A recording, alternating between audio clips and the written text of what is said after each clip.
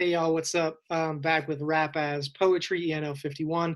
This video is going to be a little bit different. I want to do a couple of these before the summer ends.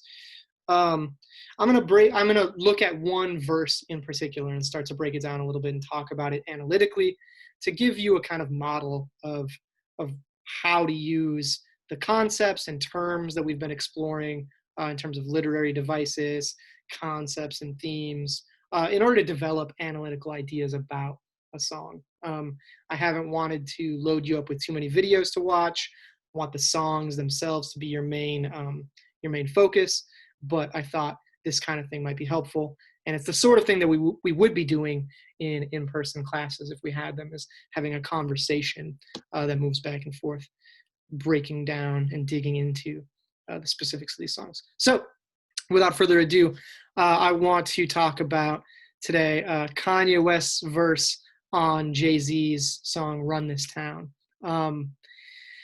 Kanye, obviously a troubling and fascinating figure, but what we're interested in right now is his work as an MC. I think his MCing skills are limited. He's not the best technical rapper. His flow is functional. It's distinctly him. It's not super impressive. His rhyme skills not super impressive. But every once in a while, he'll kind of blow my mind conceptually with the ideas that he raises and some of the figurations that he uses. So I wanted to look at this verse from Run This Town, which was on the B-sides, the optional listening a week or two ago in the class. So we'll listen to his verse, and then I'll talk about it a little bit analytically and just give a few examples of how you might start to dig into the details to develop some more perceptive ideas about the song. So we'll listen to it first. The audio quality is probably going to be garbage because it's my laptop recording my laptop. It's confusing. Cool. All right, cool. Man, Jay-Z has the best just ad-lib nonsense syllables in tracks. Just that sup. It finishes the verse out pretty well. Cool. So what do we notice about Kanye's verse, and what can we say about it analytically? First of all, I notice it's not really telling a specific narrative. It doesn't have a story. It kind of flits from idea to idea. Some of the themes or concepts that kind of are woven through the song or through the verse, like wealth, power, and how that gets expressed in material possessions, how it gets expressed in fame, how it gets expressed in sexuality and his relationship with women, stuff like that, and with his family as well. So I would say maybe that the verse kind of moves almost like stream of consciousness style, that he's not producing an argument. There's no particular rhetorical structure that pieces the verse together. He kind of just moves from idea to idea, and he lets the rhyme scheme and the sound devices lead him. So then I would want to dig into what that rhyme scheme is like and what those sound devices are like. So in your reading responses, or when you're writing analytically about a song, or for another class about a poem or a TV ad or whatever, it's helpful to dig into really specific details instead of trying to cover the whole object of study, but really looking at one aspect of it. So the rhyme scheme and how the rhymes work. One thing I find really interesting about this verse is how the multi-syllable rhymes sort of morph as they go on. He creates these, what Adam Bradley calls chain rhymes, through multi-syllable rhymes and internal rhyme, in order to kind of lead us through or pull us through the song a little bit. So what I'm thinking of, an example, he's like, she's got an ass that'll swallow up a G string. Can't believe I'm saying this in a lecture that I'm recording for a college class. She got an ass that'll swallow up a G string, and up top 2 B stings. So we've got the multi-syllable rhyme G string, B sting. And I'm beasting off the Riesling, and my brother just made it out the precinct. So he's got these 4 multi-syllable rhymes at the ends of the lines. and then he throws in an internal rhyme, beasting off the Riesling, just to kind of add more sonic texture and layering in the middle of this kind of 4-line chain rhyme. Bee sting is the exact same sound as bee stings, the word that precedes that line. And so there's like the same sounds, and yet it means something completely different. I just love, personally, I love the line, I'm beasting off the Riesling. That's like Kanye 100%, where he like says something that sounds kind of like wild or hard. And he thinks he's like making some kind of huge boast. But he's talking about like drinking white wine. And like you don't really expect like a dude who's like going hard at a party, in the kind of party that you expect Kanye to be at, to like have a preference about what kind of white wine he'd like to be beasting on.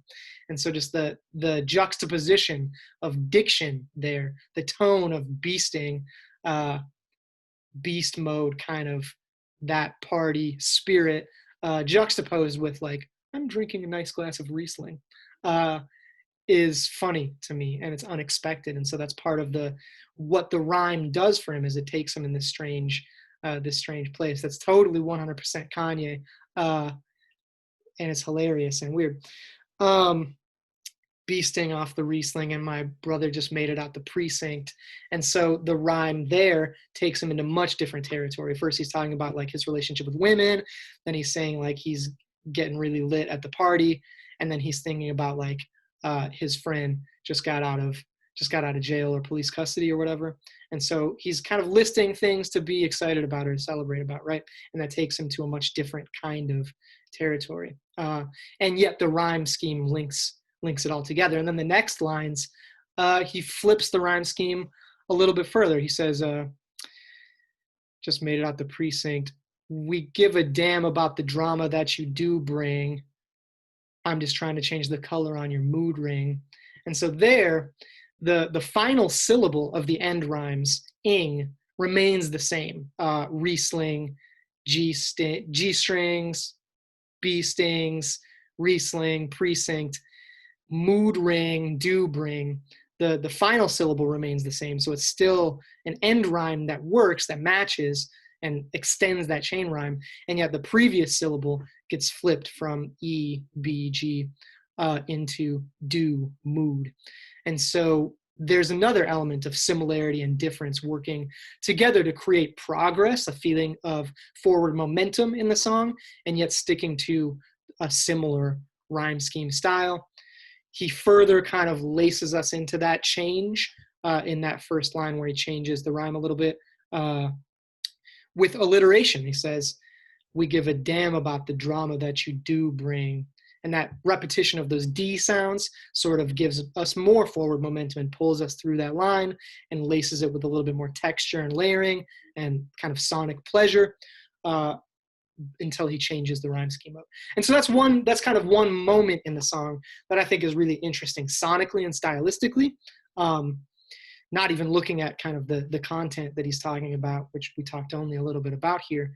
But what he's doing with rhymes, with end rhymes and a little bit of internal rhyme, with alliteration, with multi-syllable rhymes, and then changing up some of those syllables makes for a complex, interesting listening experience where you're pulled through the song by the rhymes.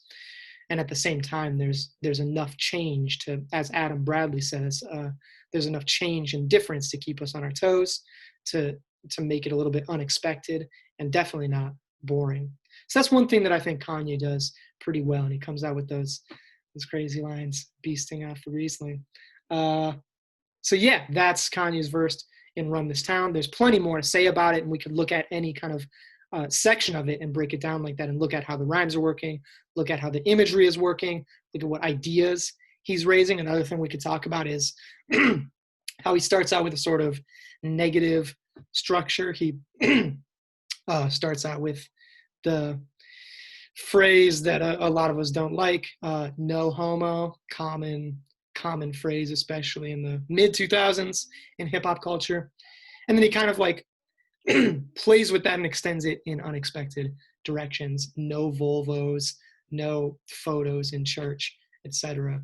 And so I look at how like negativity is working as a rhetorical structure for him to talk about what he's all about by talking about what he's not about and what the specific things he's linking there are. Cool. I'm losing my voice, I guess, so I'll close this video now.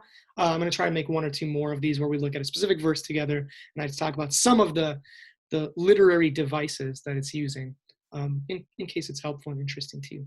Cool. Talk to you soon.